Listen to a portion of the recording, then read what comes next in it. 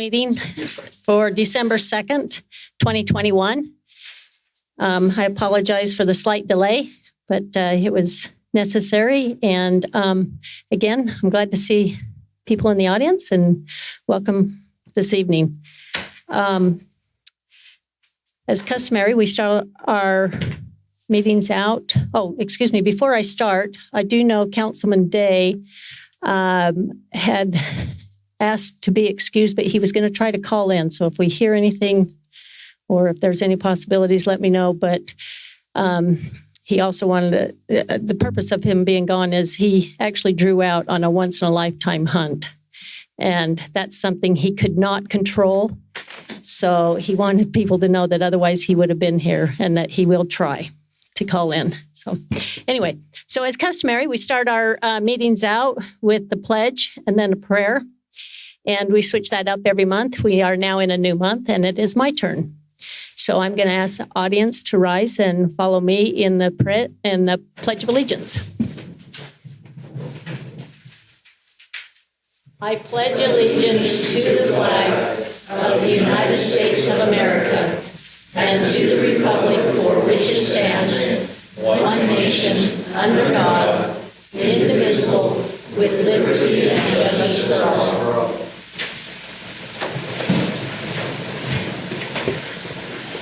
So for tonight's prayer, I've asked Miss Debbie Barlow if she'd like to give us the invocation.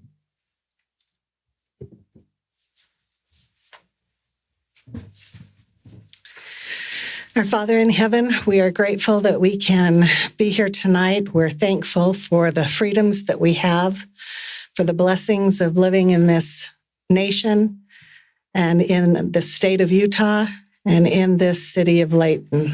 We're grateful for the traditions that we have and that we are grateful for those who have spent so much time and effort in serving the people of this city. We are grateful for that. We ask the Father to bless all of us with wisdom, with camaraderie, that we might be able to discuss things without contention. We pray for a blessing to be upon those who will serve and work for this city and for all of the citizens of this city. We pray in the name of thy Son, Jesus Christ. Amen. Amen. Okay, thank you very much. Okay, Council, we do have several sets of minutes that we need to approve, so I'll entertain any type of corrections or that would need to take place at this time to any of these meetings. Okay, seeing that there's none, I'd consider someone to take action regarding these 4 items.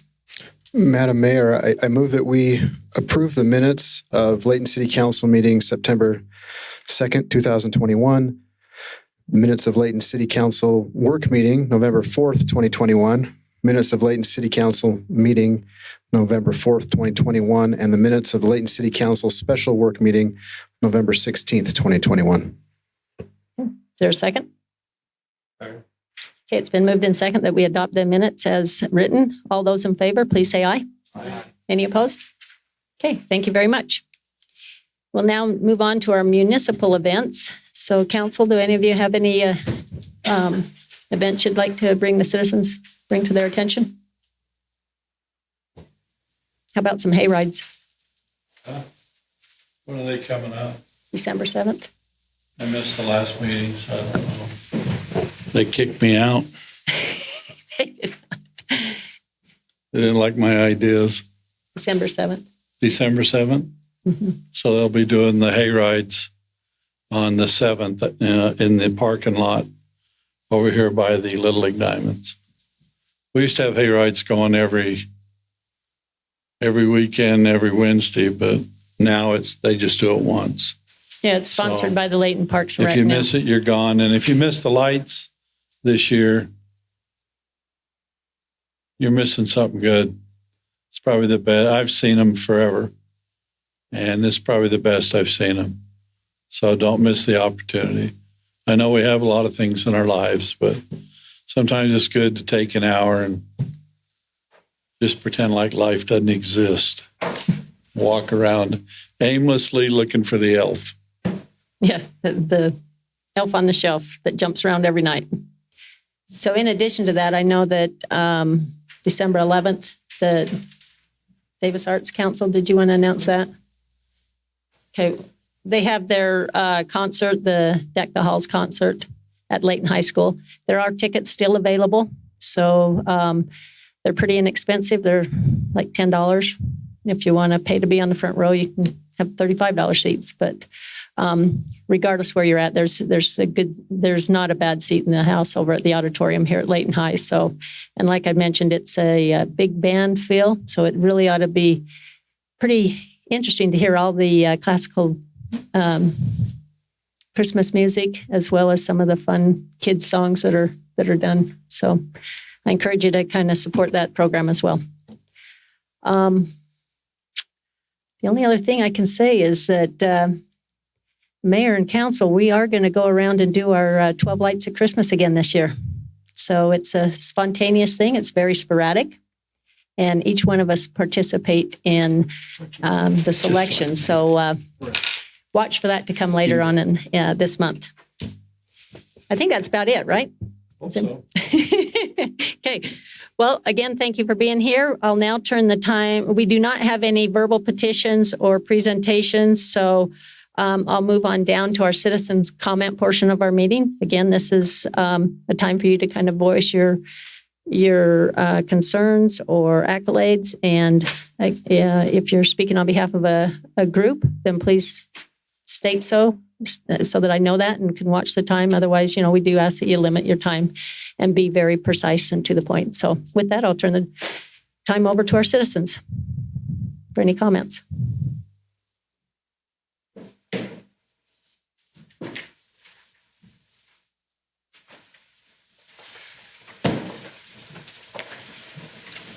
Hi there. Hello. My name is Amy Mata.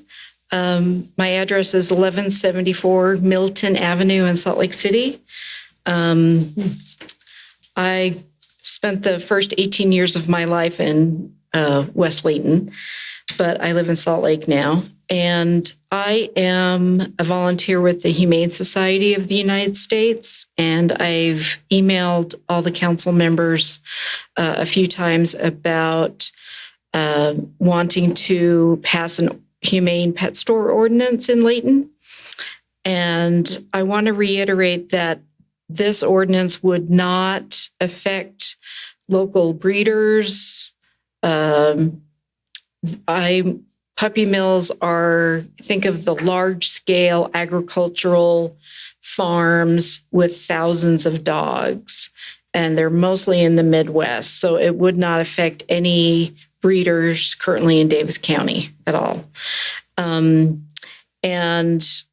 I know that Layton does not have any pet stores that currently sell puppies that come out of puppy mills, but that doesn't mean you don't need an ordinance. It means this is the perfect time to pass it, because Layton does not want to be in the position that St. George is in right now, with many, many consumer complaints over buying sick puppies that end up passing from parvovirus with no way to get their money back from these places. And the sheriff having to get involved and investigate animal cruelty within the pet store, you just don't want that. So now is the perfect time to pass a humane pet store ordinance. And you have my contact information, and I'm happy to meet with any or all of you to answer any questions you have. I have a sample ordinance, and I have examples at Kaysville just passed, as well as Salt Lake County and cities within Salt Lake County that I can give to you. And thank you for your time and for having this public comment period. I appreciate it. Well, thank you, Amy.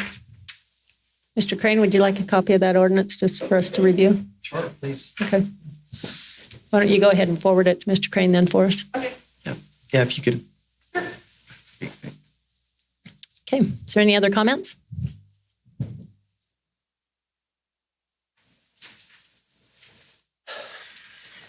Good evening. Brad Richens, 1902 East, 2125 North, Layton, as well as co-owner of a mobile home in the Cedarwood Mobile Home Project. First of all, I'd like to do what my mom told me to do and compliment you guys on the lights. Because it's beautiful out there. We enjoy them. We do enjoy the city of Layton. There's a lot of good that's going on here. And also, Mayor, we compliment you. We're appreciative of you coming out to the mobile home park and bring the open doors with you. That was very kind. It gives some comfort knowing that if any of the residents do become homeless, that the open doors will be able to help out, at least in the short term, with some housing, some funds for that. Tonight, we're represented by 8 of the 14 owners that are going to be evicted in 89 days. And there's 6 of them that are not present. 2 of the owners had newer homes, so they sold the mobile homes. 2 of them were given back to Mr. Winkle. He does some, he was the one that sold me my mobile home and didn't disclose that they were going to be sold. So he gave them back to Mr. Winkle, and I don't know what arrangements, if any, are there. One of them was abandoned. We discussed that before, and then one of them was relocated. We do have a gentleman here that was promised when he sold his mobile home, he'd get some financing for some rent. He could talk about that, but he hasn't seen that. But we have all 8 of us here, and we're definitely not here to discuss the process with Mr. McConkey. We have a specific agenda tonight. That agenda is, you look at these people, and they're tile workers. They're government officials, they're professionals, business workers, construction workers. They're good people. And they're working really hard here. What we have talked about and what they don't want is affordable housing. And I don't think anybody in the state wants Section 8 housing, vouchers. We're not going towards that. We understand gentrification. We're not fighting that. And we're not fighting the redevelopment at all. We understand it has to happen. We've said that before. What we're after is housing affordability. We want these people, we want to be able to afford our own housing. We want to pay. We want to be able to stand on our own 2 feet. And I think if more of the cities, the municipalities, if we we come together now, we'll have less homelessness and we won't have what we have in Salt Lake City. And I don't think Salt Lake City, unlike what they're saying, they're going to attack the gentrification issue. I don't think that's going to happen. Doing it now is important. So basically what we're here to do, I think Mr. Jensen got the SB 115, 2009 legislation bill that was passed. And that was to allow the municipalities in the city to pay for payment of the mobile home park relocation expenses. And so by Nider, Hauser, and Hughes. So basically, what we're doing is we're just asking, we're still back to the same point. We're trying to come up with the tax value of the property. And that's kind of what we're asking the city again for any help that we can get using the authorization from the state. Maybe we can clarify more. But we're asking to try to get up to that tax value. And we feel like giving that opportunity, that's going to open up so many more doors that we've discussed that we haven't been able to present. We've talked about multiple family housing, FHA down payments of 3 to 5%, and having a couple families purchase one of those with some help from that trailer park. There's that the tax value. There's opportunity then to get into their own homes. There's the opportunity to, with that, to put down payment on a new mobile home, a new pre-manufactured mobile home, and then go into another. They're cleaning their credit up right now. We all are. to be able to put the down payment on that new mobile home, so that if they're ever in that same situation, they can move it. Right. As we all know, there's so many expenses with relocation, with just moving children and those type of things. So having said that, we won't go on. We're just looking for, we're still hoping for some help. I know we're trying to get away from coming up and discussing each one of the situations and how frustrating it is. And we probably won't do that. So we're hopeful that hopefully with the city, we've actually reached out to Mr. McConkey and informed him that we're going to try to get some funding from the city. And we just hope we can all come together in this issue. Thank you. I guess the question would be, I don't know if with this authority, whether it's this tax increment, how that works, whether it can be brought to pass or just what? I don't know. We could get clarification or no? Sure. So, tax increment is that element of the tax dollar that is added to a parcel of property as a result of development. And so when you build on a piece of property is worth this much, but after you complete the building, then there's what they call an increment, or an amount above and beyond what the tax base of that building was before. And that increment through the RDA can be used for a number of different things. It can be used for improving an area. It can be used for improving businesses. And one of the things it can be used for as a result of the bill that you're talking about is it can be used for relocation. The issue is, if it was used for relocation, it would have to be by agreement between the city and the property owner, and the property owner would have to reimburse that to the redevelopment agency over time.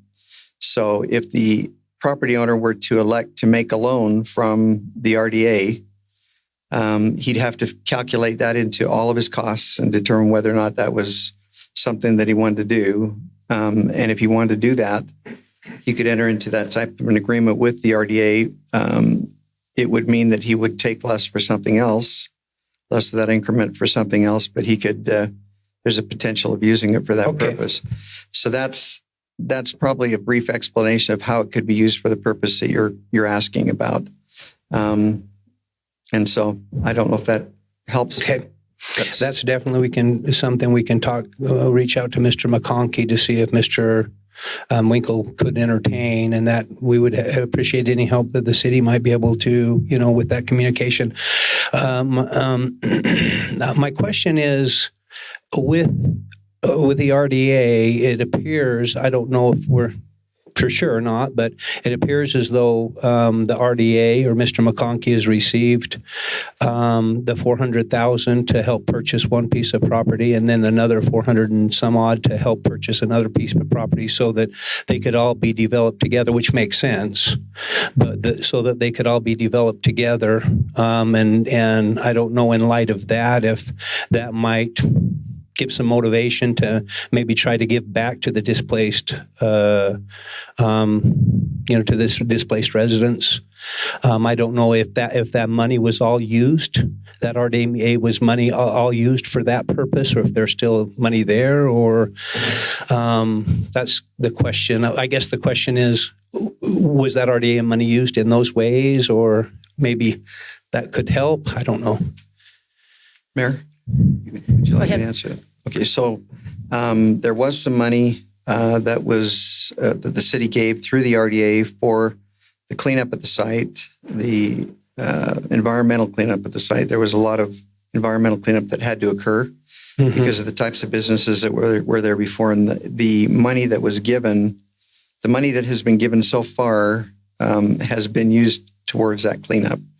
The city has not committed at this point to give the developer any more money until they're ready to move forward with development and have actually dealt with all the issues on the site. Okay.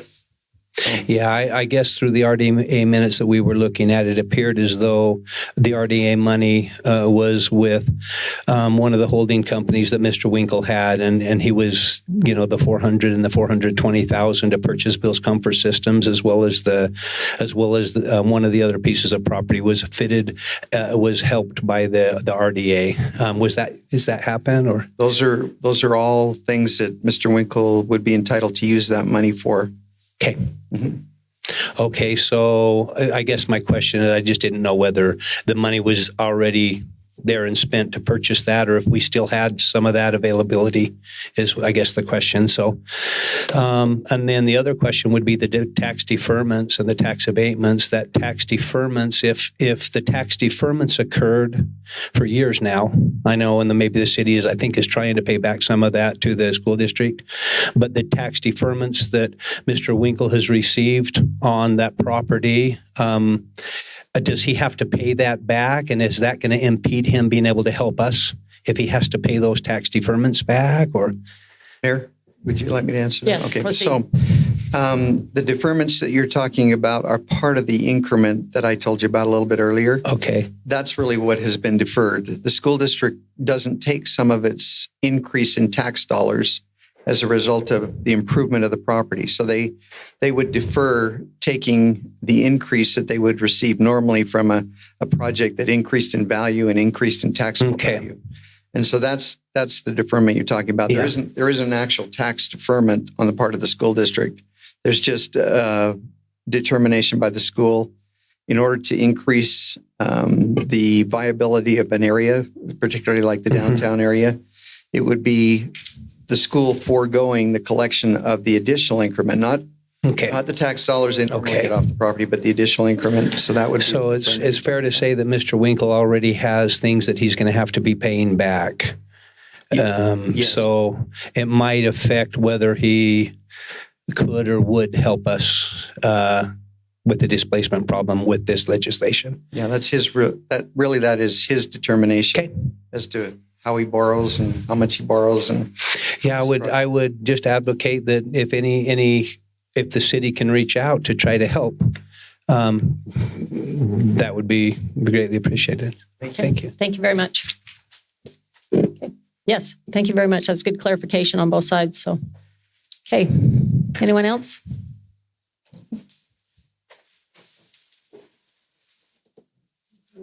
Mayor, I'm not sure if this is the right time to comment on the property or the rezoning, or if that's for later. No. If there's an item on the agenda here, then you'll be able to speak at it at that time. Okay, so I can and in your defer case, it is a till rezone. later. Yeah. Okay, thank you. Yeah, thank you very much.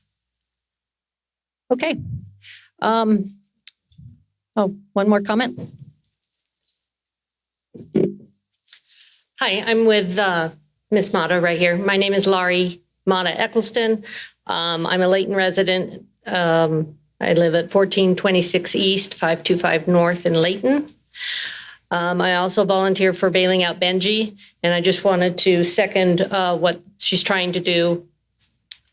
We wouldn't want businesses selling puppy mill puppies in Layton. Puppies raised in these mills, the moms, the parents, and the babies are in cages where they can barely turn around. And I would just let you know, if you didn't already, that the legislature has already banned our egg-laying chickens from being in cages starting in 2025. So we're moving toward more humane treatment of animals, and this would be in keeping with that. Thank you. Thank you very much. Okay, anyone else? Okay, we'll go ahead and move on then to our consent items. In our consent items, the way it's set up is you could basically enact on these as one single motion would take care of all items on the list. So with that, I believe that there's a change to the order that we have here, so I'll entertain that at this time. Madam Mayor, I'd like to make a motion that we consider agenda items A, B, and D together and take item C off and consider it separately. Okay. I'll entertain that. Anyone object? Okay, it's been seconded. All in favor? Aye. Okay, thank you very much. Okay, we'll go ahead and proceed then with our consent items, and we'll go in the order with A, which is a railroad safety grant agreement, and Mr. Steve Jackson will present that information to us.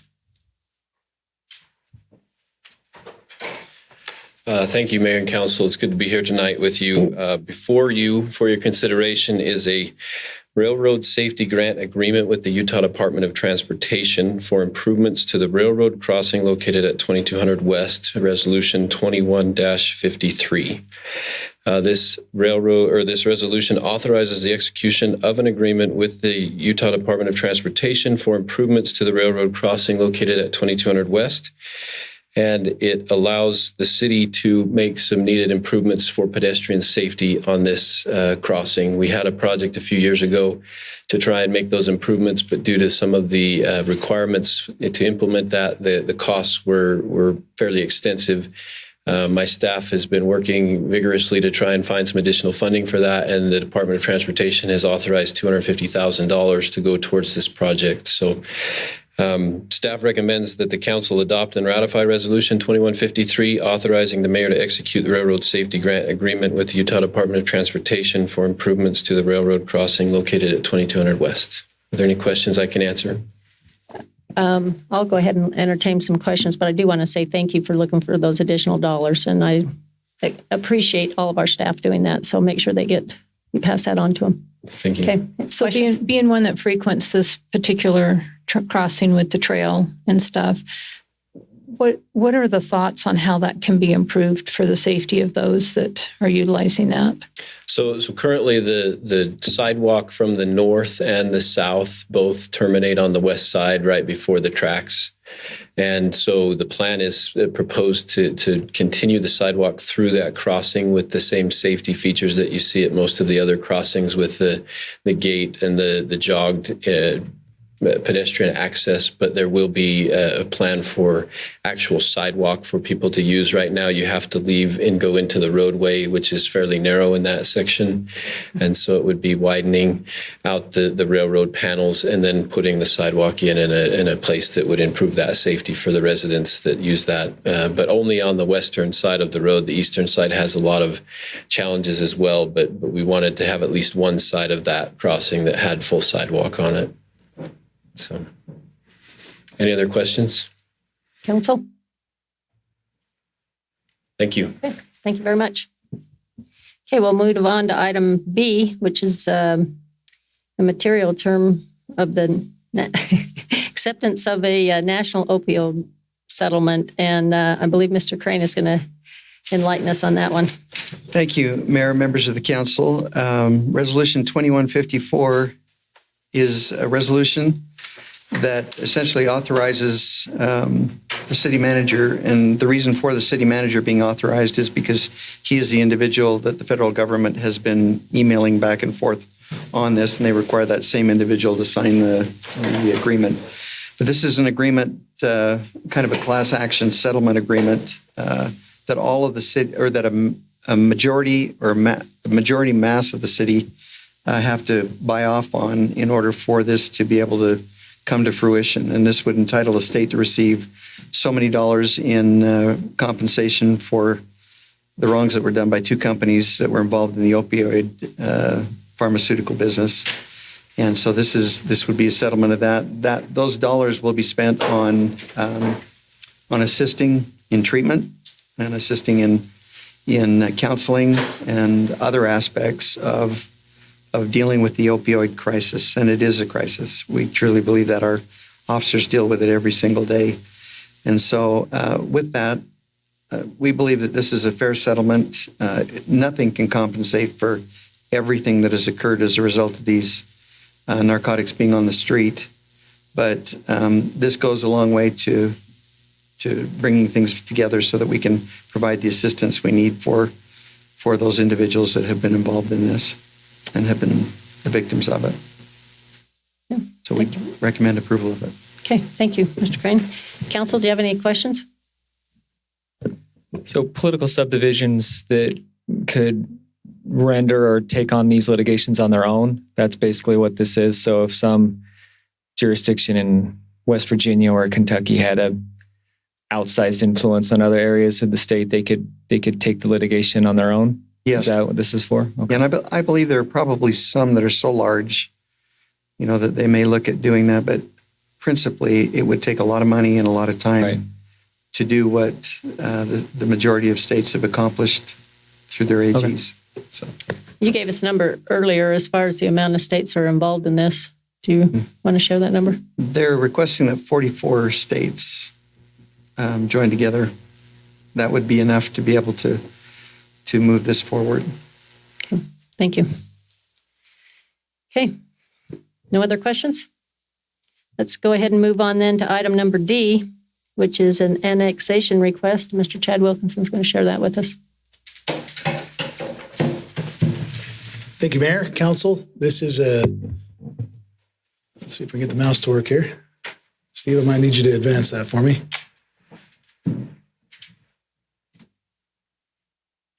Thank you. That's probably good enough. So this is an intent to annex resolution. This is a little bit different than other annexations you've seen in the past.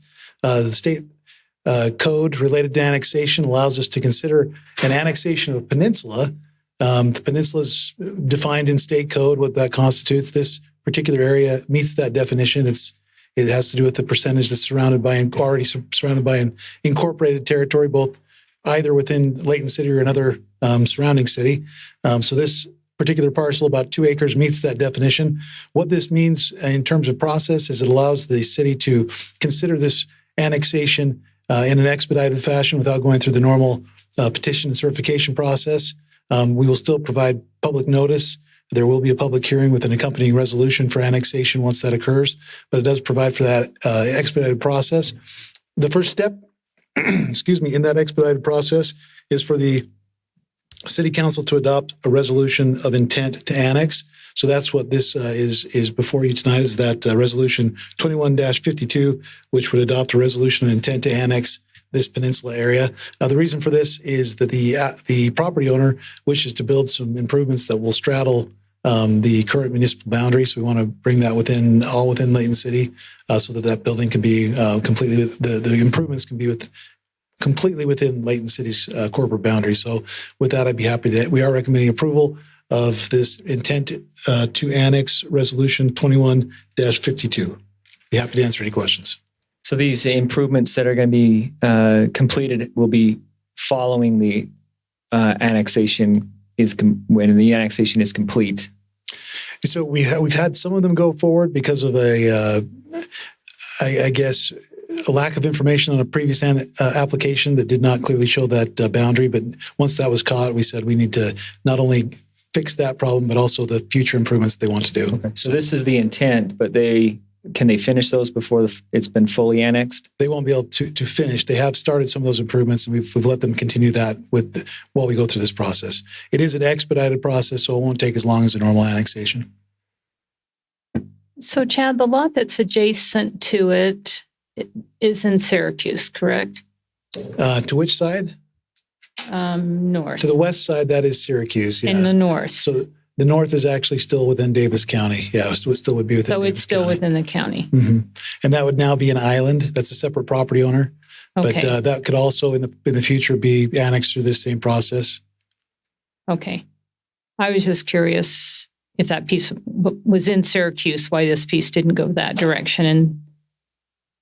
But if it's in the county, that makes sense. It's just the blue, outside the blue lines. I wasn't really sure if that was Syracuse or. And my mouse is not working right now from this distance, but that is within Davis County's boundary right now. The key factor here is that it's within our annexation plan area. So this is land that Layton's already planned to annex in the future. Okay. And that's the difference there. Okay. Yeah. Okay. Any other questions? And this Robinson, they've done previous annexation? Yes, we have an existing annexation agreement with them for the property to the east of this property. Okay. I thought that looked familiar. Yep. That was okay. Yep. And we will potentially have an agreement with this annexation as well. We're still working through the details of that. Yep. Okay. Thank you very much. Any other questions? Okay. If not, that concludes our consent items that we agreed on to act in one single motion. So council, I'll look for action. Madam Mayor, I move that we adopt Resolution 2153, the Railroad Safety Grant Agreement, Resolution 2154, the material terms of the National Opioid Settlement Agreements, and the Robinson Annexation Intent, Resolution 2152, as described. Second. Okay, it's been moved in second. All in favor of adopting the consent items, say aye. Aye. Any opposed? Okay, thank you very much. Okay, we'll now go to item number C and act on that by itself, which is an authorization to acquire an interest of real property. Mr. Crane, I believe you're going to present that item to us. Yes, thank you. Mayor, members of the council. Item number C is Resolution 21-34, and it has been before you at the last regular meeting of the City Council.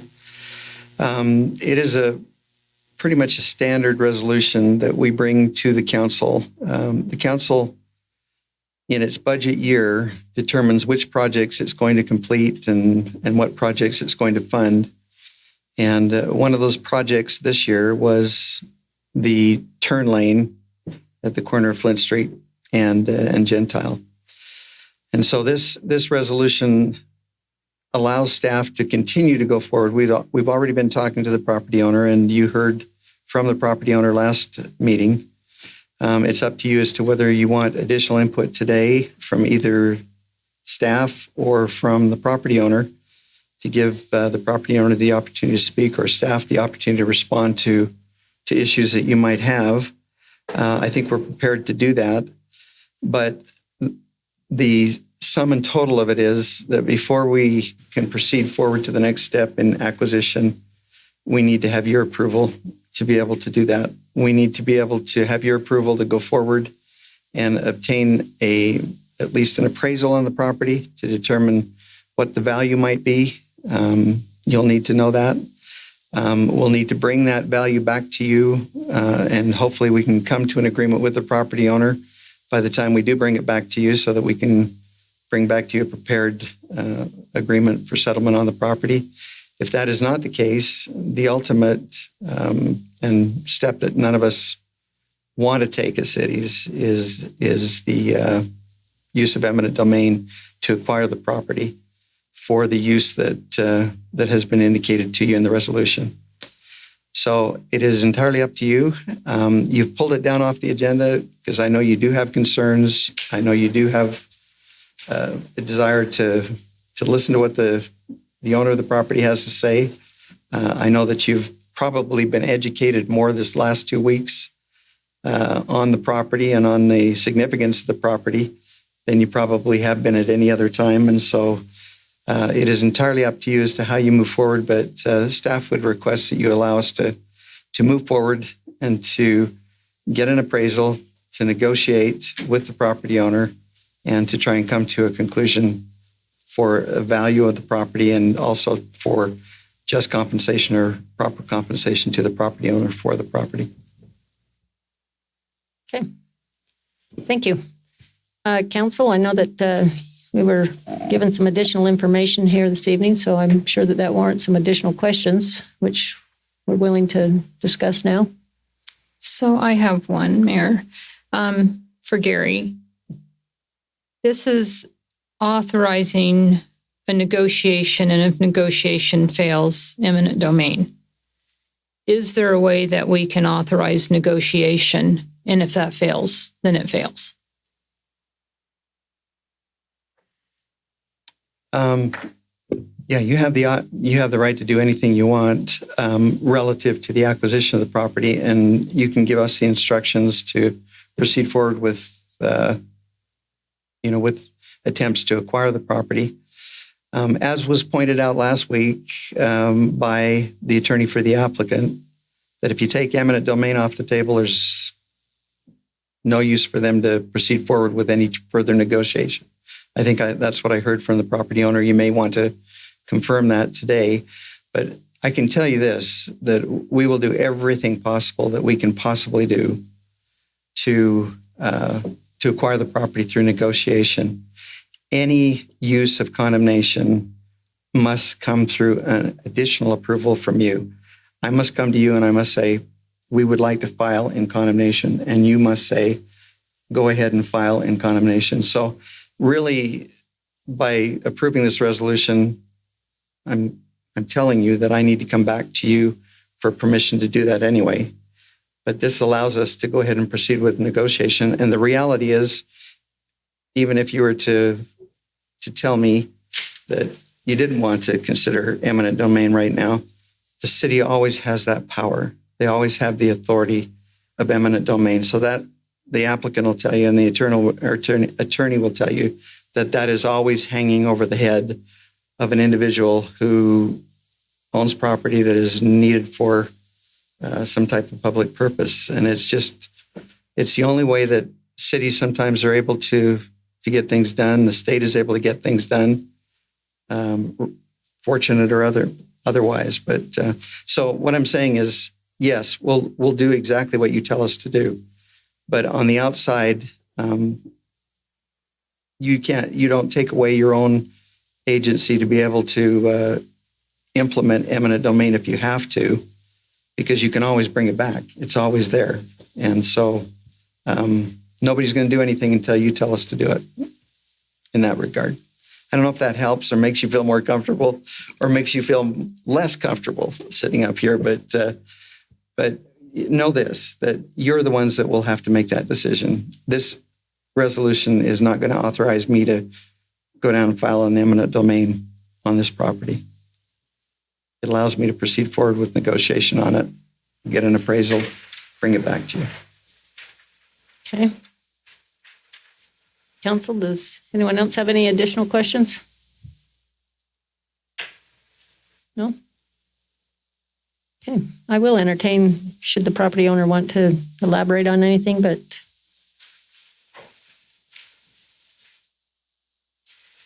Thank you very much for your time again tonight. And I know this is dragged on a bit. Last time we were here, some of the requests were made is to wait and hear from the professionals as to what they recommend. And I know you had a closed session regarding this. Obviously, I don't know what was said during there or what kind of information you may have received, over the last couple of weeks from the engineering department or otherwise.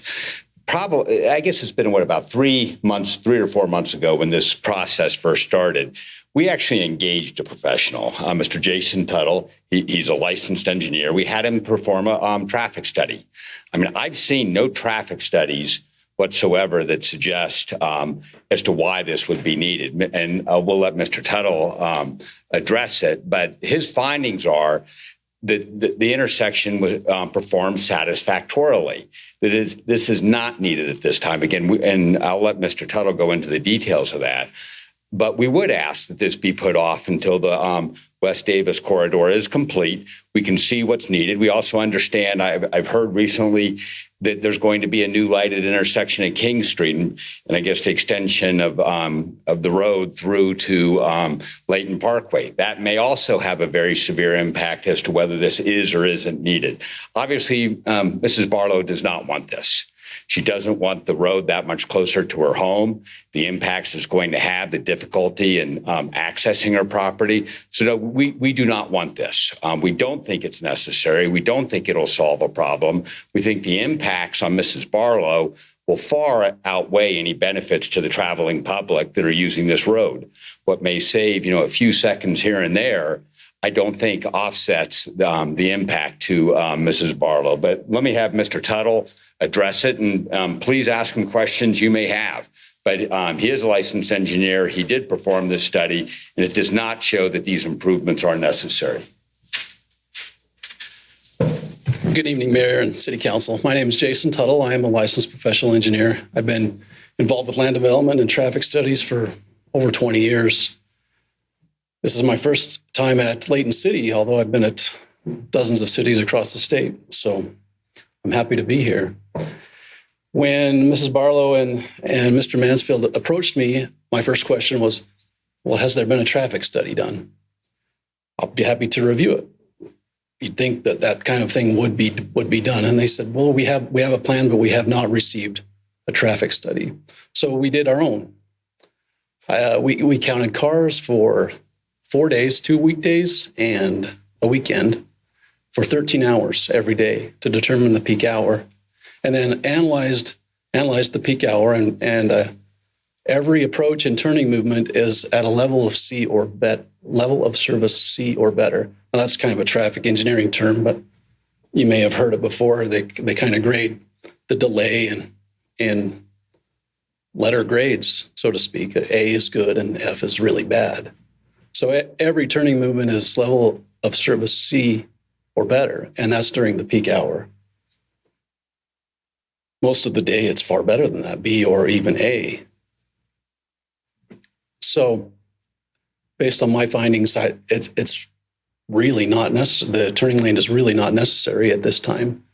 Why not wait and see the impacts of the West Davis corridor? And then I just discovered tonight that there's the planned signal at King Street. In the future, that there may become a need, but as of right now, there just isn't. Are there any questions? I have one.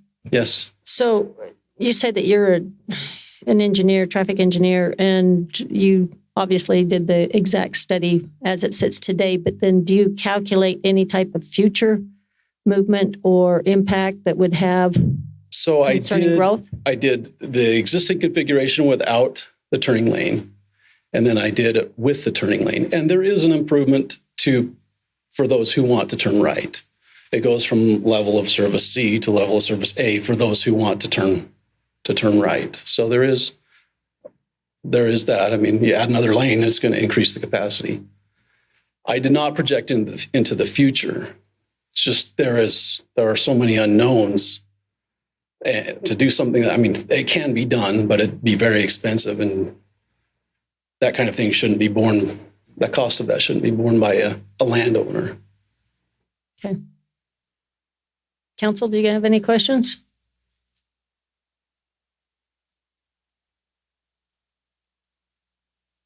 Okay. Thank you.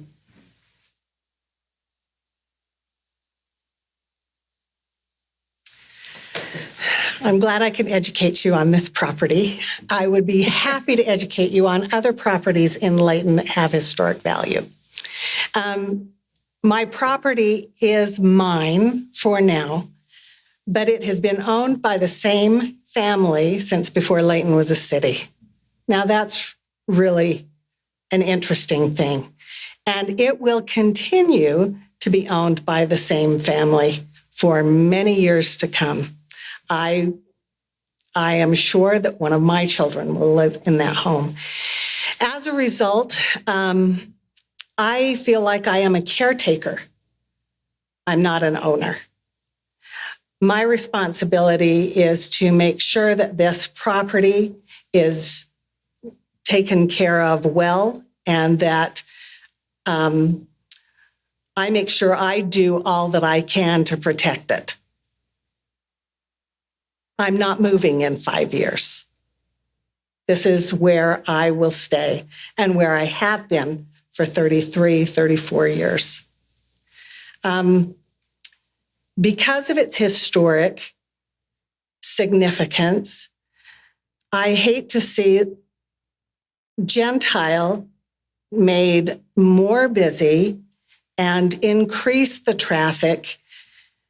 It's not the same as Antelope, as I've said before. It's not the same thing. It is a neighborhood. We really appreciate your consideration in this, that it's not necessary to do right now. It may be in the future, but it may not. None of us know. So thank you very much. Okay.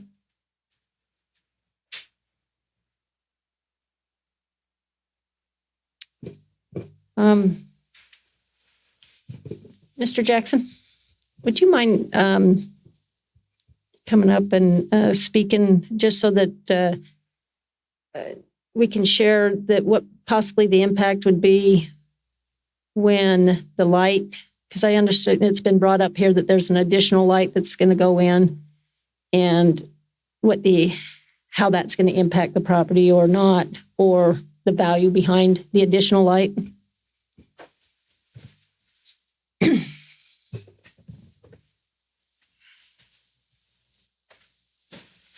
So if I understand your question, you want me to address the King Street light that's proposed in the next few years?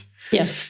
Yeah, so as part of the Transportation Master Plan, the light at King Street has been identified as a need in 2026 due to the level of traffic that is on King Street and on Gentile Street. One of the challenges that is presented in this area is the proximity of those two intersections, King Street and Flint Street on Gentile.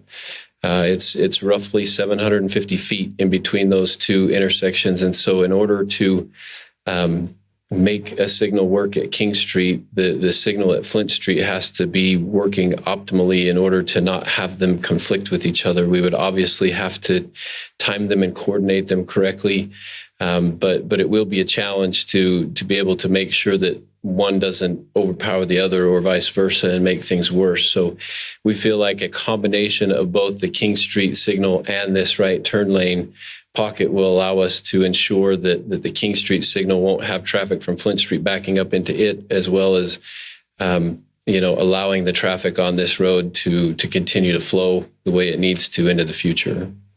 Does that kind of answer the question? As far as an impact directly to this property, obviously it's further west of here, so there wouldn't be any kind of additional property acquisitions or anything at this time to speak of. This is all that is proposed right now for that into the future. For both intersections then? No, the King Street intersection may need a little bit of property for the signal mast arms and things like that, but we already purchased the property west of here. If you recall, there was a home directly south of King Street at Gentile that we purchased, I believe, a year and a half ago and demolished in order to prepare for that signal project and a future roadway in that area. So. Can I ask a question? Yeah.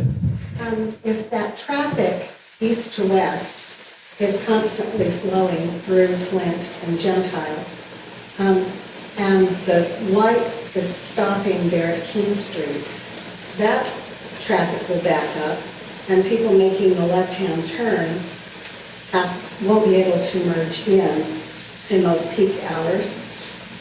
That's all part of the traffic modeling that has to be done to ensure the signal timing is coordinated so that the westbound movement through there doesn't also impede the Flint Street movement. Well, my question is, isn't it more logical to have a light and make that a three-way stop at Flint Street and Gentile so that the traffic is stopped there and there's less gridlock?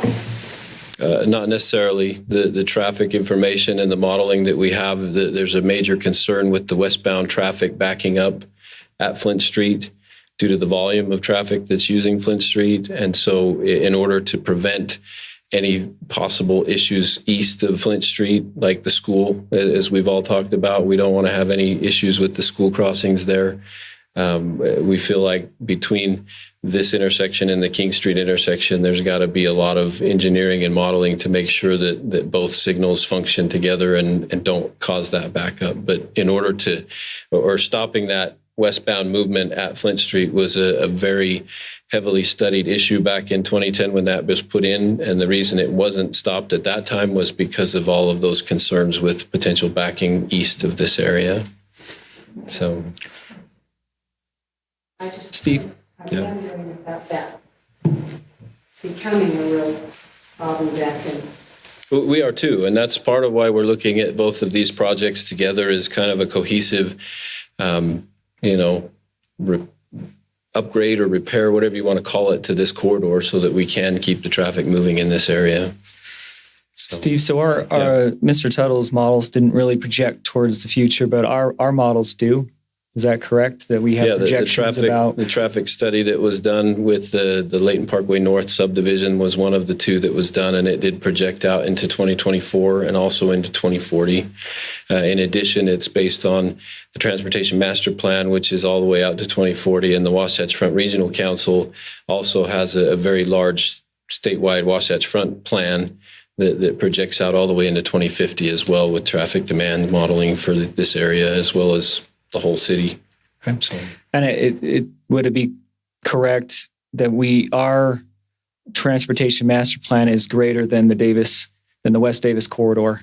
That that isn't the silver bullet, you could say, to all of our issues with our traffic, and that it's not necessarily connected to this right turn on Flint. No, I would say it's not the silver bullet to the whole transportation master plan. It's a huge component of the transportation master plan for the entire area, but it is not the reason that this is needed or not needed. There's growth happening in Layton. As we discussed, there's growth happening all over Davis County, especially in this area of Davis County, and the growth that continues to happen.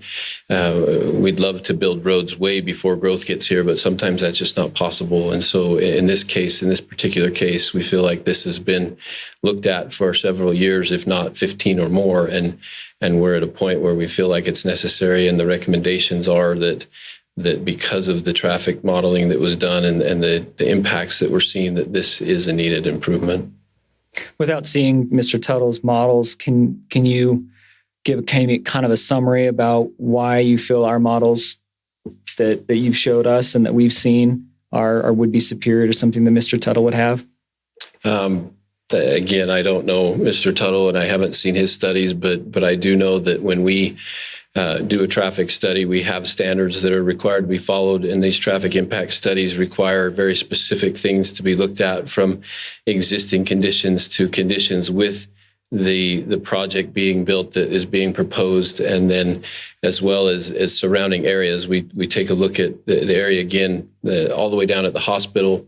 That traffic study had to look at this intersection as well. There's additional studies from developments just to the east of this area that will be coming as soon as those developments take place, and they will again be required to study that as well. So it's a holistic look at the transportation network, and not just a simple look at one intersection at one time of the year.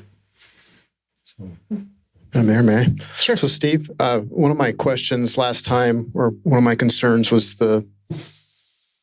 we had talked previous meetings, previous questions about once the West Davis Highway is complete, that traffic on Gentile would lessen. And that is true to an extent from what you showed us. And so I appreciate the answer about the holistic view of that intersection with the hospital, with the other intersection that you mentioned, and the fact that yes, it's going to open. We will have 2700 West to help with traffic going to I-15. We'll have Angel, which we currently already do. And so I guess my confusion last time has been answered. So I appreciate that. And also the understanding of that as you take a look at this holistically, it's still needed. That's your recommendation, correct?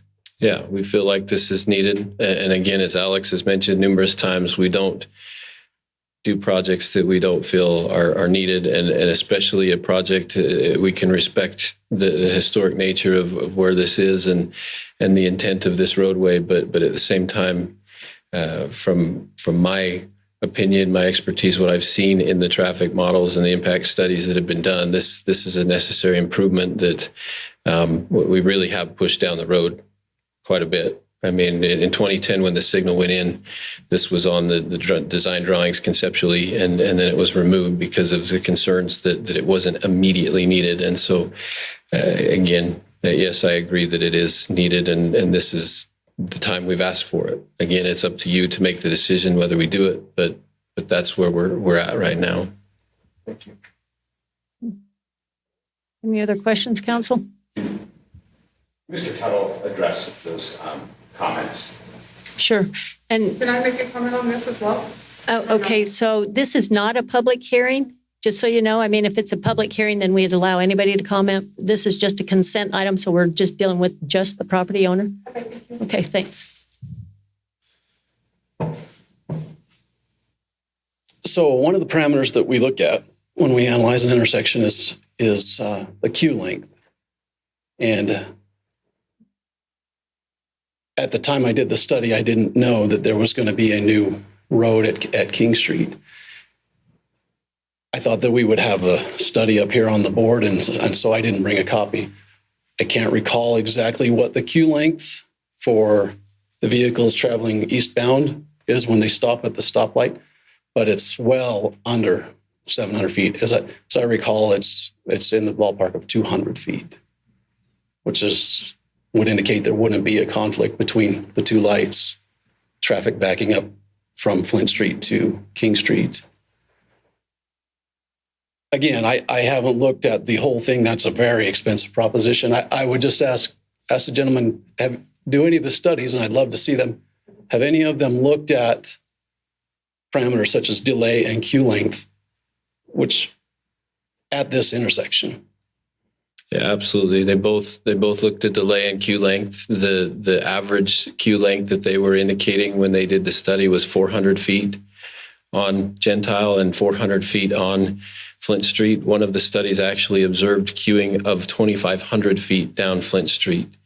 And so one of the challenges is that the recommendation is to optimize Flint Street for those left turns. And in order to optimize Flint Street by adding green time to the Flint Street left turn is that we stop traffic eastbound on Gentile for a longer period of time. And so that's been the challenge that we're trying to remedy, is that if we can continue to add a movement to that right turn and allow that queue length to not extend beyond where we want it to, because it's going to cause other problems. That's essentially what we're trying to solve, is that the capacity of that intersection with that northbound movement is extensive. And again, I haven't seen your study, but these are the numbers that we're looking at and the counts that we were receiving from the traffic impact studies that we had. So, okay, I understand that. I remember he said the average queue length is 400 feet between Flint and King Street.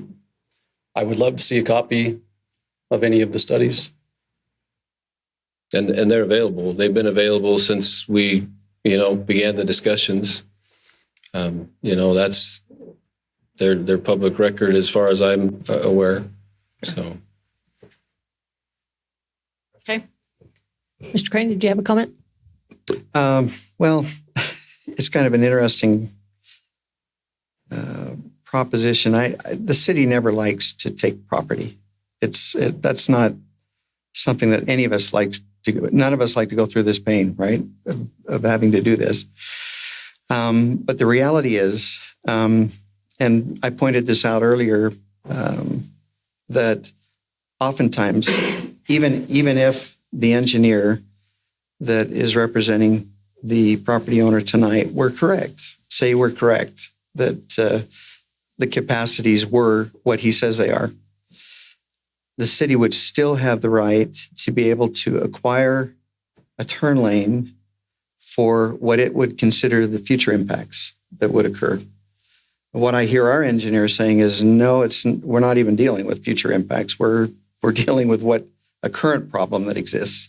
That current queuing up Flint is actually what we're trying to eliminate. And then the period of time it takes to go left on that corner is going to increase. And so you've got to have some way of funneling the traffic off the eastbound lane in order to be able to provide more time for that queuing to take place. That's what our engineer is saying today. But even if that were not the case, the city still has the right to be able to acquire property and anticipate future needs, even if they were 2 years out.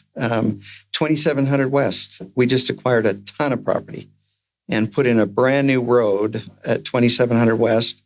We didn't wait 2 years for the West Davis corridor to be completed before we put in 2700 West, because that would have been foolish on our part to wait that long to do that, because it's going to be needed immediately when that highway actually takes, when capacity on that highway is actually there.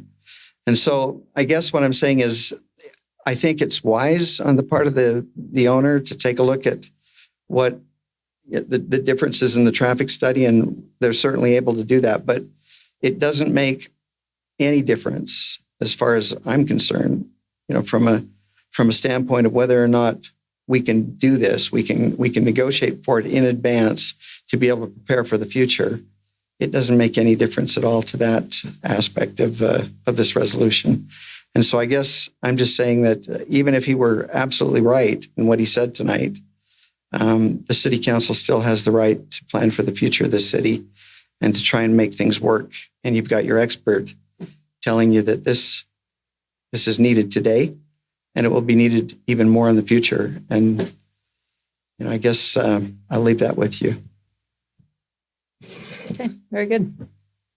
Council, do you have any questions or concerns needs to be answered?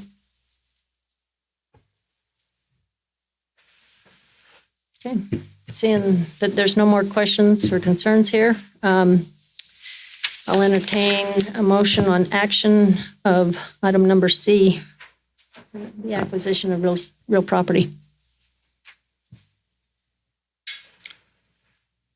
I need to preface what I say, but to me, negotiations are something where two people get together and try and figure something out. To me, that's the best way to go. Negotiate, do the best. I trust those that are involved that will try and do the best for each other. And I see no harm in trying to do it. So I make a motion that we go forward with Resolution 21-52. Isn't that what it is? 21-34, Let's see, item C. item C. Item C, 21-34, sorry. Okay. Is there a second on that motion? Second. Okay, it's been moved in second that we proceed with the negotiation for the approval of Resolution 21-34. And being that this is a consent item, I can actually call for all votes at once, right? Versus individually? Or Mr. Crane, I'm going to ask for your advice here. What would be the best way for me to handle this? Go ahead and do it individually. I think that would be the best way to do it. All right. So with that, I will go ahead and start with Councilmember Don Fitzpatrick. So I just want to preface a few comments, explain my vote. First of all, and maybe it's my own ignorance, only having been on the council for a couple of years, I didn't know that we, in our budget, approved the negotiations to approve, the money was there for this particular reason. So thank you for that explanation tonight. I don't feel comfortable. I won't have a say because I've got one more meeting. So I'm going to vote my conscience on this. And if it was just a negotiation and that's as far as it went, and I was assured that was as far as it went, then I might vote a little different. I know that this is a public road and it's for public use, but I honestly do not believe a road that I have traveled frequently for the last 7 years that this is needed at this point. So my vote is no. Okay. Councilmember Thomas. I'm for it. Okay. Councilmember Bloxham. Yeah, this is a very, very specific aye tonight. It's just to continue negotiations. We haven't got to the point where we're actually in any sort of eminent domain. It's just that you guys can continue, and my hope is that we don't have eminent domain. My hope is that we can come to a reasonable discussion and negotiation. But from what I've seen from the staff, I think that there is a reason for this. And so for that reason, I think we should continue to negotiate and give the staff the ability to do that. So I vote aye. Okay. Councilmember Morris. I agree with Councilman Bloxham that we'll negotiate. I agree with Councilman Thomas that we continue to negotiate and we'll do what's best. And I feel that this is needed for the city as a whole. And these are tough choices. And I would want to have, if it was my property, I'd want to have this sort of deliberation and this sort of treatment as well, that it's thoughtful and we look at every angle. And so I appreciate the training and the help from the city staff and from Mrs. Barlow and her tough decision. So I vote aye. We continue negotiating. As I stated earlier, I know Councilman Day is not here. He did want me to express his feelings should he not be able to call in, which we haven't heard from him. He had stated in the first meeting that he was not in favor of this and that he truly believes in a three-way signal. So I guess for the records, he wanted that to be stated as well, that he would be a nay. However, the vote stands at 3-2. So this 3-1 right now. What? Mr. Councilman Day can't vote. Oh, he cannot vote? Okay, then, okay. Then I'll, Comment, okay, well then he would still like that his comment, I guess, recorded if possible, but the vote does not count. Bottom line is this does pass, and the staff will then engage in conversation with the Barlow family to see what they could come up with as far as an agreement. So thank you for being open-minded here, for understanding that this is the decision of your elected body right now. So with that, we still have additional work here tonight. That concludes all of our consent items. However, we still have a public hearing that we need to act upon, which is a rezone request. And Mr. Chad Wilkinson is going to present that information to us.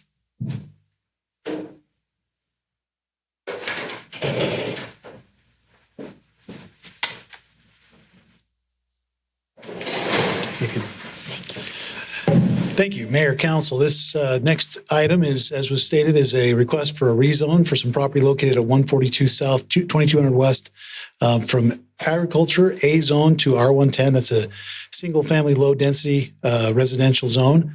The property is there before you on the screen. This is, again, located on 2200 West, about 2.32 acres. If you could advance that slide to the next one. This is just an aerial view of the property with some of the zoning information turned off, just so you can see the surrounding uses. It is currently bounded on the west side by the power corridor, Rocky Mountain Power Corridor. On the north side, we have some existing residential development. On the east side, there's some vacant property that's also got some similar general plan characteristics, and then just a couple properties to the north, an existing veterinary clinic. If we can go to that next slide, Steve, thank you.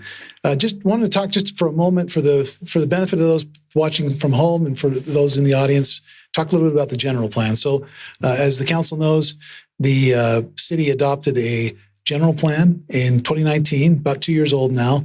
And this general plan was the result of several years of effort by the city, citizens of the city, along with city staff, to come up with a plan for Layton City. And as part of that planning effort, all properties throughout the city received a general plan designation that would guide their future land use planning efforts. If someone wanted to come to the city and know what the city had plans for their property or what they could do with their property in the future, this general plan document is what gives the guidance for that based on that public process. The general plan also guides zoning decisions on these properties. So in the case of a rezone, as staff analyzes this, as an applicant comes forward, a property owner comes forward and says, I want to change the zoning of our property, we review the general plan to make sure that it's consistent with that public process, consistent with those designations that were created through that public process. In this case, as you can see on the map, the property is kind of shown there, not quite in the center. You can see Gentile up there. If I had the mouse, I'd point to it for you, but it's there. You've seen the shape of it. It's kind of an odd shaped parcel there, but it is. I'll give that to you, Steve. Thanks.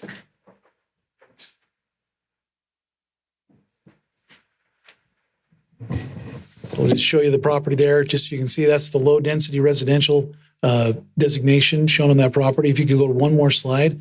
The general plan contains a list of the appropriate zones for each of those land use categories in the general plan. In this case, those are the zones over on the side. R110, which is the requested zone, is consistent with the low density residential designation that's being requested.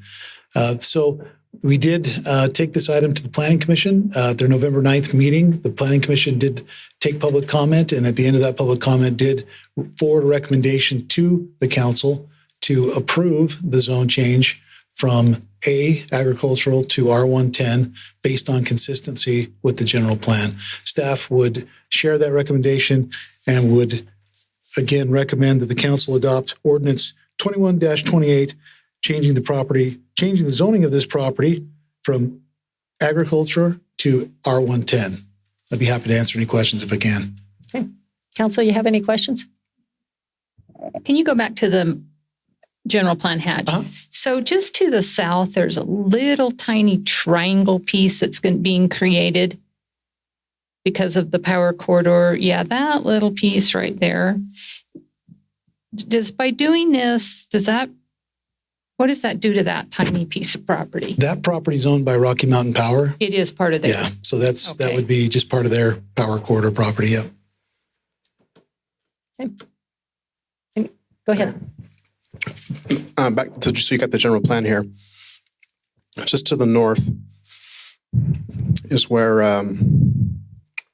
eventually we'll have a town center.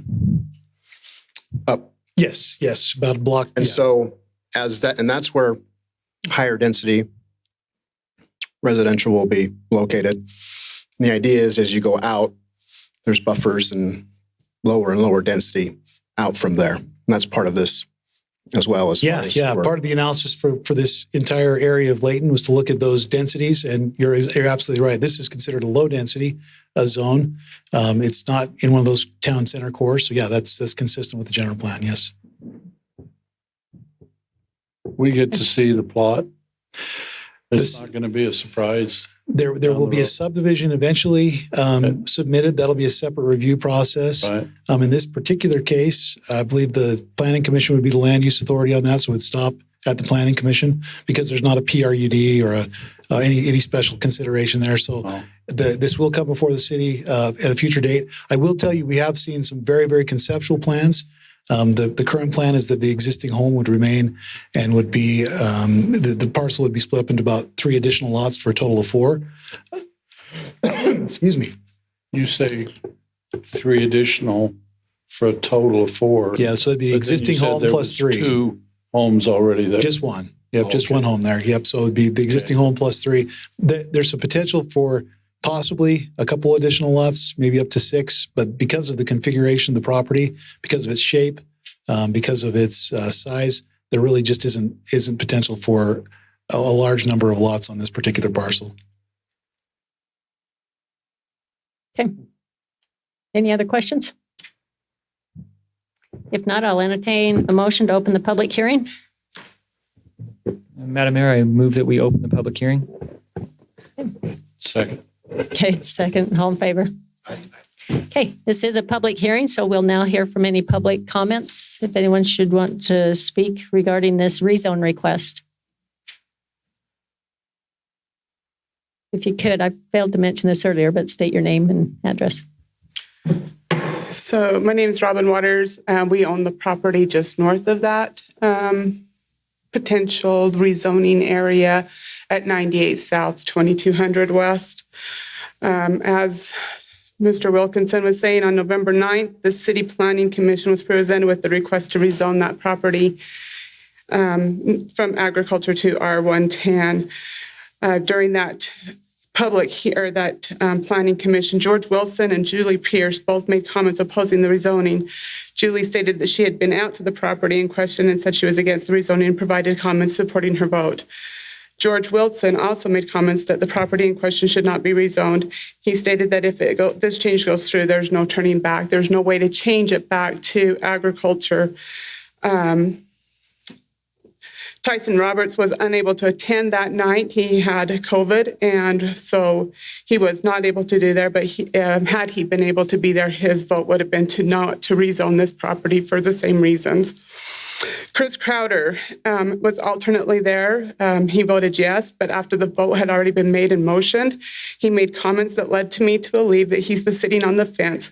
His comments leaned more to a no and not necessarily a yes. After they made that determination, Mr. Crowder took his seat off of the table to sit down because he also had his own issue with the Christian Life Center. And my thought came to my head is I wonder if he's thinking to vote this, to rezone this change in order to enhance his own agenda. Trevor Steinblick made up the motion to approve, and Chris Crowder seconded the motion. It was 2 to approve and 2 to oppose. So there was a split vote. After a brief pause, the chairperson who was voting that night, and I'm not sure her name, I think she might be the vice. I'm not sure. I couldn't find anything on that. But she was the one that had to make that deciding vote. And after a brief pause, she said, go ahead and to vote yes, so that the rezoning solely for the purpose of a more discussion at the city council. So not necessarily that she was against or for this change, but so that the city council could look into it. Which brings us to here tonight. We recommend that you not approve the rezoning at the 142 South 2200 West due to agriculture to the R110 in Layton. This land is already developed and is surrounded by other land that is currently developed in agriculture. There's a large farmhouse with 4 acres of land behind it, veterinary clinic on the corner, 1.5 acres, an acre lot with barn and horses, and a small family farm and business that is horticultural industry. The property in question is south and west, directly bordering our property. It also borders the Rocky Mountain Power Corridor on the south and the west. Rocky Mountain Power Corridor will also stay open land as green space, as the Rocky Mountain Power will not allow anything to be built on the property. All of the areas surrounding that right now is currently owned by Rocky Mountain Power. And then us as the only neighboring home anywhere close to that area. The other home that is north of us is a rental property currently being rented by someone who owns the Bayview dog clinic. So we are the only home or neighboring area that this really affects. With the current zoning in the city, with the current zoning in the city, there are many places a family can purchase a home on 1/10 of an acre. People say they moved to Layton for the rural atmosphere. By changing the zoning, Layton City will lose more agricultural land for those who are wanting to raise animals and crops for their families, such as my own. Vote to keep zoning for families that want to have animals and gardens and be able to continue with the agriculture. The city is already booming with growth. We've talked a lot about growth tonight and the bordering roads that are adjacent to this area. The growth the city cannot sustain. There is more growth than what the city has to be able to, and at some point we've got to stop the growth. Cracker Jack homes are being built so close together you can almost reach out and touch the houses next to you. The traffic in the city is horrific, again, as we've already noted tonight. From 3 o'clock to 6 p.m. on 2200 West and Gentile alone, the traffic is bumper to bumper cars for 3 hours. You can't even get out of our own driveway without pulling out in front of somebody and hoping that they stop or that they at least slow down, that they'll let you in. Additional traffic is not needed in the city. It is done. We're already booming at the maximum capacity that we can. And I don't think that a light at King Street and Flint Street is going to solve that problem. What good does zoning do if an owner of the property can change the zoning to fit the needs and wants? The R10 does not fit in with the surrounding developed property of the larger lots. Vote to keep larger lots and open green space in the area to keep rural atmosphere. Tom Day is unable to make it here tonight, but I know he is against this rezoning as well. I'm hoping he will call in and voice his concerns with that, so his vote will count. The city states it's part of the general plan. However, it only became part of the general plan in 2019. The general plan was far below, before that was not in the general plan. Furthermore, just because it's part of the general plan does not mean it should be allowed or approved. It is not reasonable or practical to rezone this property, and we're recommending that you deny the approval of that. Again, it just doesn't make any sense to do that in that little teeny tiny piece of property. And we're asking that you please vote no in your response. Thank you. Thank you.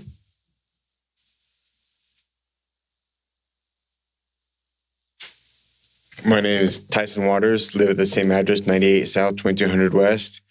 Just want to second the comments that were just made and just voice my opinion that the low density that you say is part of the master plan, putting in even 2 homes, and it can be up with that zoning. If I remember right, it could be up to eight houses, and in my opinion, that's not necessarily if whether they can or not cannot put in even 4 or 6 homes, that's not, in my opinion, is not low density area.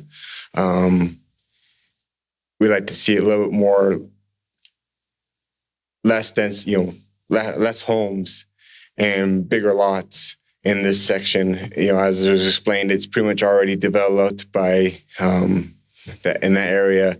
And then just kind of touching on Debbie Barlow's comments about the history behind Layton City. And this is another area where it has great history, at least in our family, of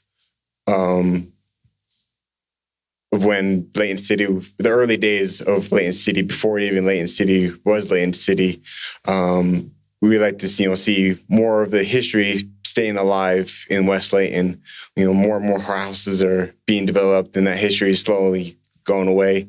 And West Layton is becoming not what it used to be. It's becoming something totally new, and it's sad to see sometimes, to be honest. So thank you. Thank you. Is there anyone else who wishes to make a comment? Specifically to this topic? Yes. Just please state your name and address. Thank you. Thank you. And Layton hopefully City keep it Mayor. brief. Won't be but 2 minutes. Okay. One, I've listened with my wife all night long, and she was one of those original crossing guards up there on North Main Street. Matter of fact, she saved 3 children's lives up there and got a Layton police car to drive over into Camelot and get the guy that sped 45 miles an hour through a 20 zone. That tells you what still goes on. And y'all know I did many years for Layton City Police. And I could have surveyed a lot of these, how many cars go there. In the other days, we used to get a police car out there, count the traffics, write it down, and turn it all to Chief Lamar Chard, and he turned it into the mayors and the council. That way you really got some blood and guts from all of our traffic accidents. The ones that I took was right there on the Gentile Street Mr. on the Tudor? train track. This is a public hearing, so you need to be speaking regarding this specific item Yeah. as far as the rezone. So if you have a comment on that, that would be great. On which word? So in other words, this is a public hearing for a rezone request on a Yes. specific property. So if you can speak regarding the change from an agriculture to an R110 single Correct. family, then you're more than Correct. welcome to. I've driven on 2200 West, which you're talking about thousands of times. And as a matter of fact, originally, before you guys were in office, all of us in Bayview, where I live, we had to drive down 2200 West all the way to the church on Gentile Street, if you remember those days, from 1970 on. But of course, now we build a new church, and it's the one right by Bayview Elementary School, so that everybody out there, they would talk to me more than they would talk to you, because I'd have the facts of the day. I had neighbors that would come over and comment with me, tell me what was going on. They still do. And that's why I used in my talk, I know about 35,000 voters in this city and more, because my 3 daughters graduated from Layton High School. And I've kept track of all the history going on here.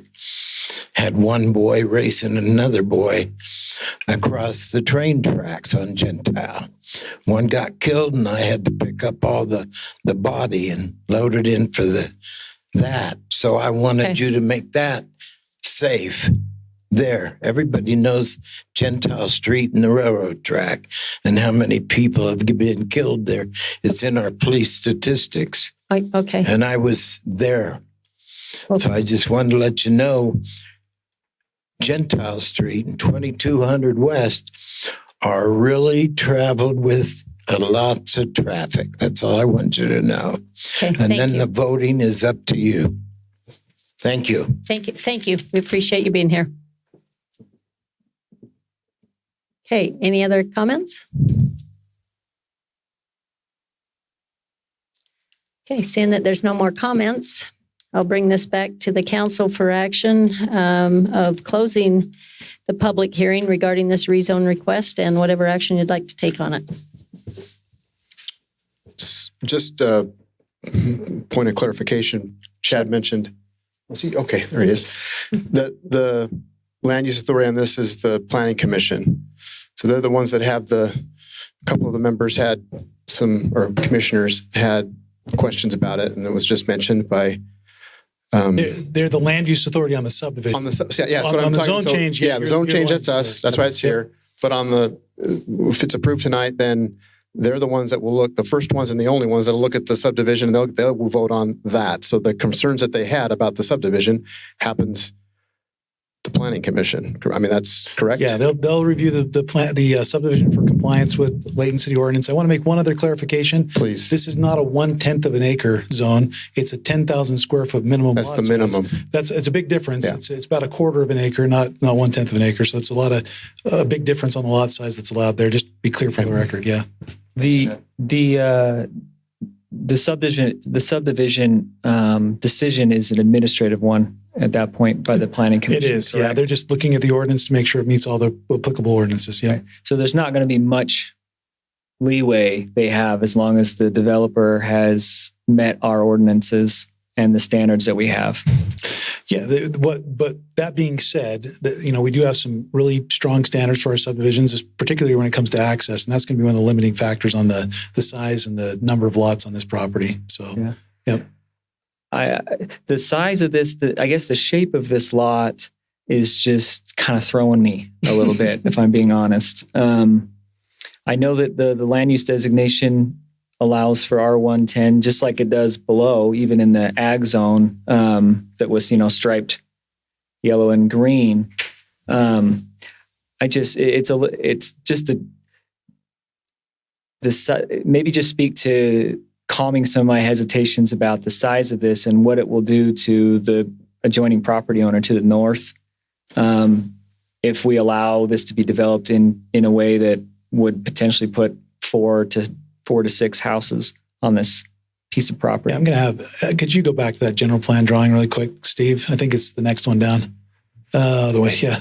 Yeah, this was an area that was looked at during the general planning process, and a lot of these parcels in this area are kind of in those, they're not connected to a larger piece of ground. So in our analysis of this, the R110 actually makes a lot of sense because it does give some flexibility on parcels just like this one that are a little bit odd shaped. We don't anticipate that they'll be, that these lots will get down to that minimum lot size because of that odd lot shape, but it does give that flexibility. It's definitely still considered a low density residential zone as we look at the densities that are allowed. As we look at those surrounding land uses, as you can see over to the west and to the south of this property that were already developed in the city, those lots even get down to 6,000 square feet and even smaller. So it's certainly compatible with the development that's occurred in the area. We're not going to be as small as those lots that are shown there on the map. You can see those to the west and to the south there, around 6,000 square feet. So it will be compatible. Again, we're looking at about a quarter of an acre. So these are on the larger side, the size of a lot for as far as what we consider for low density. So I hope that answers the question. We did do that analysis. We actually think the R110 helps with some of those issues rather than hinders. Yeah. And then maybe speak to maybe engineering can talk about this, but what's the access like with the road? If we're I'm just assuming there's going to be 4 to 5 homes on this property. And the engineering memorandum says upon development, 7-foot PU and DE will need to be established along the front, total of 10 feet along the sides and 10 feet along the rear. And then the right-of-way obviously is dedicated to the city. So I'm just trying to foresee what the access actually looks like. Yeah, we'll have to review that as they bring in an individual plan. There's a couple different options. What they've anticipated so far would just be private access ways via again, very conceptual planning with a couple of flag lots in the back that could be also accessed through a private drive that would serve a couple of lots back there. Most likely that's what it would have to be. So we're not talking about, to put a public street onto this property would consume so much of the property that it really starts to become infeasible. That's why we say the number of lots will be limited just because of that size and configuration. So you're probably looking at a private drive with 4 to 6 lots serving that. The lot that's there, the home, that's there would just be served by their existing driveway onto 2200, and then whatever other accesses are created there. Okay. Yeah, and I know we aren't, agreeing on a site plan or anything like that. It's just trying to get my mind around this bizarre shape and how it would fit. So thanks, Chad. Yeah. Okay. Yeah, I guess my question's similar in that inside corner with that existing building there. I mean, that's It goes away. I would think that would have to come down to accommodate those lots back there. We'd have to look at a design, but I'm not going to say that I would absolutely have to until I see a design for that. But yeah, just odd shape. It is. It's a very unusual shaped lot. Okay. Any other questions or concerns before you take any action? I just want to make a comment. So I was involved in the general plan, and it wasn't something that was just 2 years ago. We worked on that thing for like 5 years. I'm grateful that 35 years ago, a turkey farmer in northeast part of Layton decided to sell their land. So I had a place here to move. And then a few years later, a rancher sold his land. So I had a place to build a bigger home for a growing family. And a few years later, I was grateful that a farmer sold some land so that my daughter could remain in this city to build a home. Farmland is precious. And if a farmer wants to build it, I'm all for that. We have lots of areas in the city where residential butts up adjacent to farms, and they can cohabitate together. We have them in Clearfield. As a matter of fact, one of my children lived with a horse farm behind his house, and they absolutely loved that. I don't see a detriment to an R110. I might have had a harder time if it was a PRUD or something, even trying to cram more homes on there. Just to the west and south and further south is where I now live. There's a lot of growth out there. A lot of farms have gone away. Is it sad? Possibly, but the families don't want to farm anymore. So those farmers that want to stay, I think that's great. But those farmers that want to build, I think they need to be given their property rights to be able to do that, as long as they can do it within the confines of laws and in this case, in the confines of our general plan. So it is an odd shape. They're going to have to be pretty creative with this. And I really do think that'll probably limit that.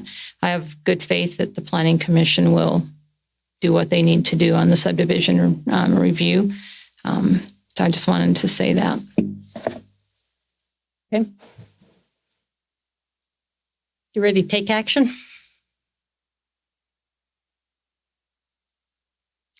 I need someone to, like I say, close the public hearing and take whatever action you decide.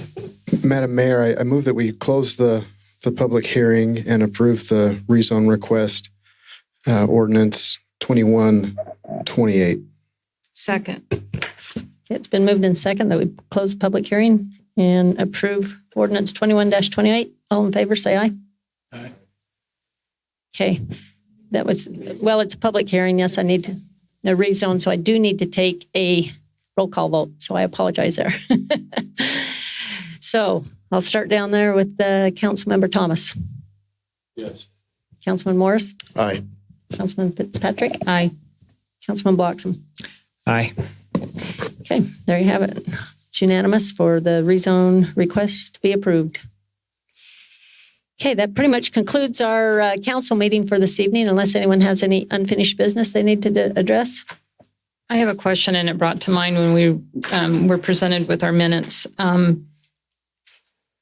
The minutes indicated that it would be brought back to us or discussed later about any changes or suggestions or whatever at the crosswalk on Wasatch near the library where that accident took place. Have they finished that study, and has it showed anything that needs to be done? Analysis, we have some proposal, we haven't stated those yet, some things that Steve knows the details.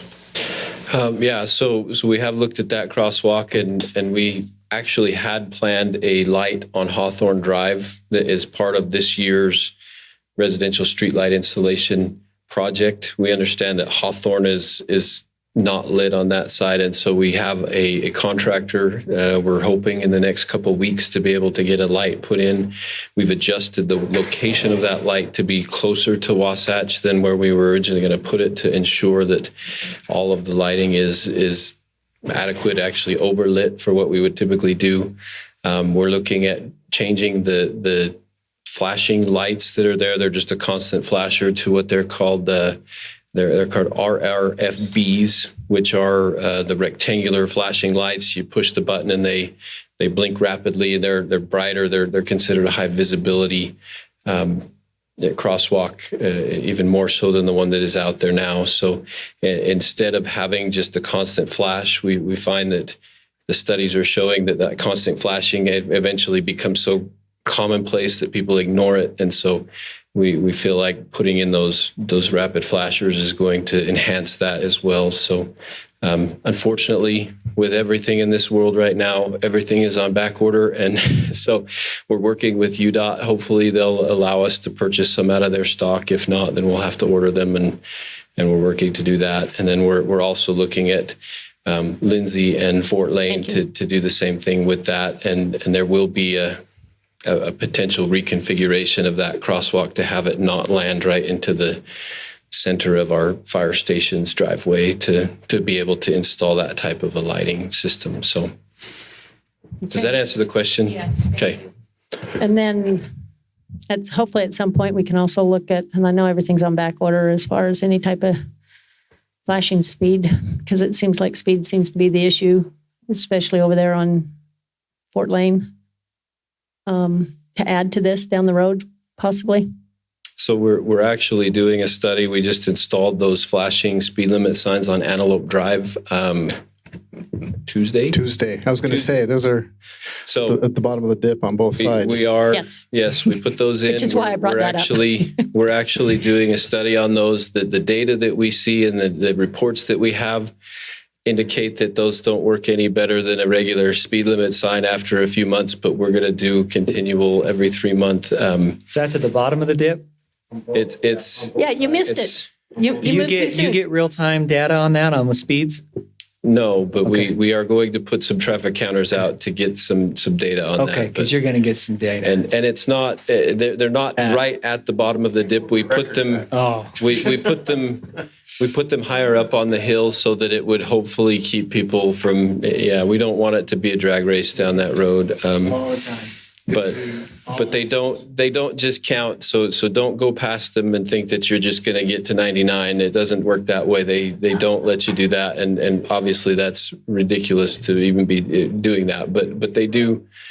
Red, so they will flash red, and so anyway, we are planning to monitor that and see how that really works. The data we're seeing says that they kind of lose their effectiveness if you leave them in there permanently, but we want to confirm with our own numbers. We've talked with Alex about that to ensure that with the cost of them, the maintenance of them, that if we're putting them up, that they're really doing something rather than just making everybody feel good that we put them up, if that makes sense. Well, I think the point is that we heard a lot of concerns from the residents up in that area, and definitely we needed to take some type of action. And I'm glad that we have, and thank you for following that recommendation. And I'm just going to speak to the residents. I hope you kind of get the fact that pay attention to your speed. I mean, because this is critical throughout our entire city. I mean, we have speed limits for the right reason, and that's why we need to kind of be alert, attentive drivers and pay attention to all postings. And please, in the neighborhoods, it's 25 miles an hour.